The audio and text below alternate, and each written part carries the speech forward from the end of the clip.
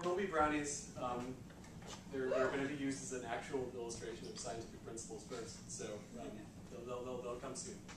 In the meantime, you can stay along easy enough. They have no nuts. They have lots of eggs and butter. That's about it. So they're good for everyone else, but they'll kill me. Thanks. Also, the chocolate probably is not. Yeah, the chocolate's made in a factory that might contain, you know the drill. Okay, so as I was trying to think of how to actually structure this talk, I got really stumped because I have a really hard time separating notions of applying scientific reasoning to food without just talking about food as a whole.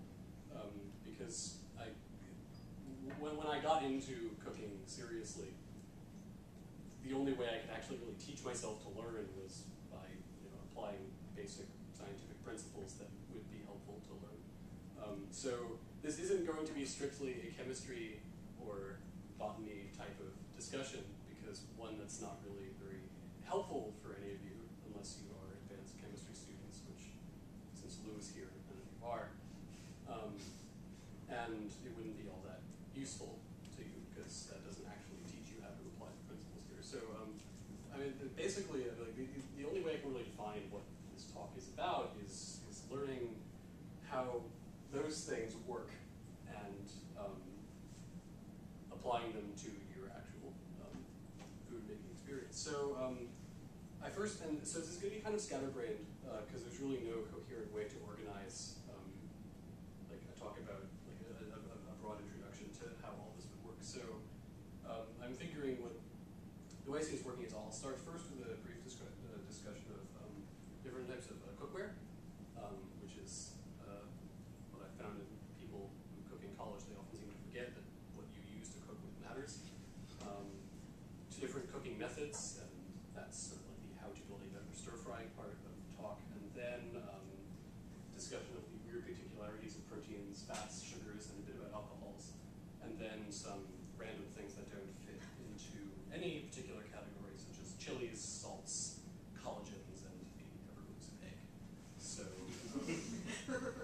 yeah, that sounds like it. That sounds like a good fit. And then we'll talk about that. For starters, there's really, I think, only two types of cookware you need. One of which is something light, and one of which is something heavy. The light things are most commonly made of aluminum. They're the non-stick Teflon ones that you see Target selling for $12. I don't think you need to have a non-stick pan for pretty much anything, but a lightweight pan is good because one, it's light, so you can actually use it, and two, it heats up really quickly, which for some things is a big advantage.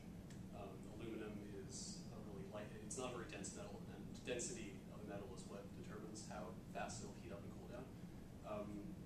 A note about Teflon, because there's a lot of myths about Teflon. Teflon will not kill you. It will scrape into your food, and it looks unpleasant. So that's why you should use Teflon. A material that I'd recommend, if you've been to the Hitchcock Kitchen, you'll see we have anodized aluminum. Anodized aluminum is where you take aluminum, then you heat it up to something like 1,000 degrees, and apply a surface metal to it. And it literally fuses into the metal. So you're not talking about a coating, but you're talking about some actual, like an actual new metal has been formed. And anodized aluminum allows you to brown things perfectly, which I'll get to in the proteins part. It heats a lot more evenly. But what I'm really excited to talk to you guys about is cast iron, which doesn't really get a lot of love, and it really should, because it's kind of like the best tool ever invented. So this is cast iron. It's really heavy. This weighs about 6 to 8 pounds. It makes everything that you put in it look incredibly rustic and awesome. Also, cast iron is not black. Cast iron is this weird dull gray. The black part comes when you take fat and you burn it into cast iron, which is a process called seasoning, and that makes it non-stick.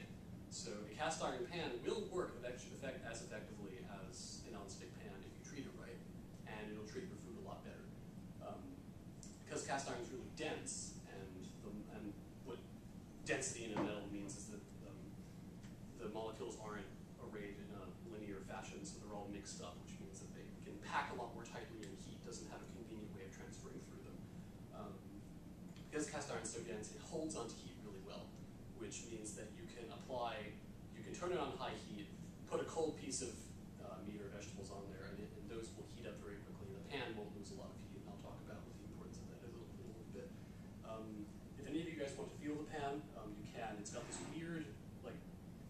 it's got this weird slippery feel to it, and that's because carbon is the perfect non-stick surface, and fat is composed. Like fat looks like you're going to learn a lot about fat today because I really like fat. Fat looks like this. You've got a glycerol, and you've got 3 hydrocarbon chains sticking off here. So you've got carbons here, and then hydrogens, etc. When you heat fats to anywhere between 450 to 500 degrees, namely before they start to actually catch fire, which can happen. It's really cool. These break down because this isn't a very strong bond, and so you have like this glycerol part. I'm not really sure what's in there, but then you've got all these hydrocarbons. The hydrogen burns away, which is why when you're seasoning a pan doesn't smell very good. And then you've got the carbons, which then do these bonds break, and then you have them burn themselves into the pan. So it's really cool, and it's really useful for a lot of applications that I think people should take more seriously. So yeah, that's my little spiel about cookware. So now for different cooking methods. This is part terminology, part application of basic like common sense and scientific reasoning to understand how you can make your food taste better. So what I want to talk about today is sauteing and how it's not stir-frying, roasting, steaming, only by way of example. Steaming is kind of boring. Braising, and frying.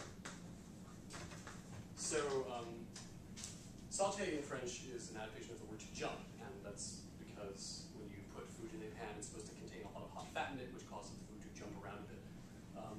The way a saute works is by heating up a pan, getting it hot, making sure it stays hot, and making sure it never cools down, which is why something like cast iron is really useful. You apply food in it and make sure it does not move. This encourages something called caramelization, which in sugar-based things like starchy vegetables, etc., breaks down complex carbs into simple carbs and breaks down simple carbs like glucose and fructose into much more interesting sugar. That's why they turn brown. Like brown sugar is more interesting to taste than white sugar because it has all these weird impurities in it. So that's what you're doing. You're unrefining sugar when you're caramelizing it, and that's why you get this whole range of flavor profiles.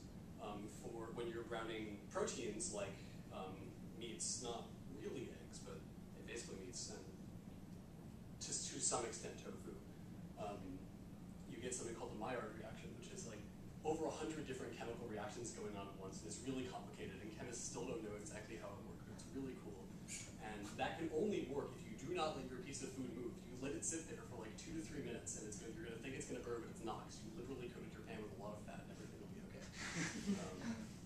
That's another moral of this talk, that if you use a lot of fat, everything will be okay. So that's so you let your food sit. It jumps around a bit because it's got sitting in a pool of hot fat, and you only stir it to prevent burning. Stir frying works really differently, and stir frying is a technique that we really can't use at home because the way a stir fry is done in, say, China is you have this like traditionally you have a pig, and the pig shits, and then you take the pig shit and you put it in a ditch, and the ditch then has a column leading up to your kitchen, and the pig shit turns into methane. You set the methane on fire, you get this big column of flame, you put your wok on top of it, and it heats up really, really hot, and then you're able to cook things really fast, and you're able to sear them. Searing is that browning part that happens when you let food just sort of sit in the pan for a while. Our stoves have like 2 BTUs. Home stove, like actual real stoves, have anywhere between 9,000 and 15,000 BTUs.